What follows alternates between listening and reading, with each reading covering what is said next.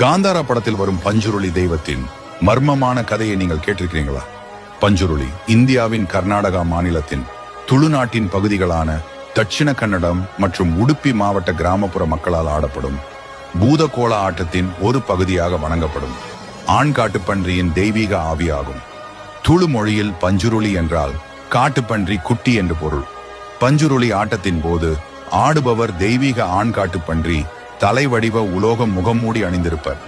துளு நாட்டில் காட்டுப்பன்றிகள் விவசாயிகளின் சாகுபடி பயிர்களை அழித்து வந்ததால் விவசாயிகள் காட்டுப்பன்றிகளின் ஆவிகளை வணங்கத் தொடங்கினர். இது பின்வரும் கதையின் மூலம் இந்து மதத்தில் உள்வாங்கப்பட்டது.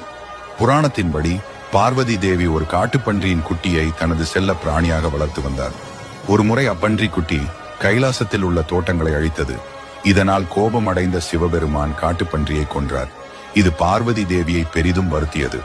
பார்வதி தேவியை சமாதானப்படுத்த சிவன் அதை ஒரு ஆவியாக மீண்டும் உயிர்ப்பித்து மக்களை பாதுகாக்கவும் தீமையிலிருந்து நன்மைக்கு வழிநடத்தவும் பூமிக்கு அனுப்பினார்.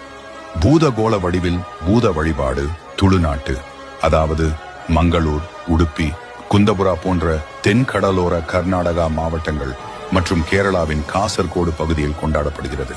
பூதகோள வழிபாடு கிராம சமூக கலாச்சார வாழ்வின் ஒரு முக்கிய பகுதியாகும். பூதா என்பது ஒரு தெய்வீக ஆவியாகும்.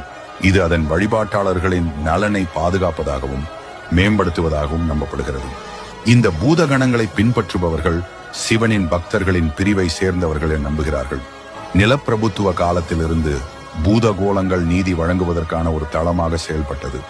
இந்த வழிபாட்டு சடங்குகளின் போது சாமியாடிகள் அல்லது பூசாரிகள் மிகவும் விரிவான வண்ண உடைகளால் அலங்காரம் செய்திருப்பர்.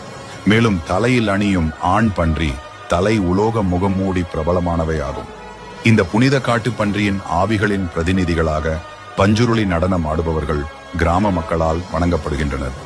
இது போன்ற ஆன்மீக தகவல்களை தெரிந்து கொள்ள எங்கள் சேனலை பின்தொடருங்கள்.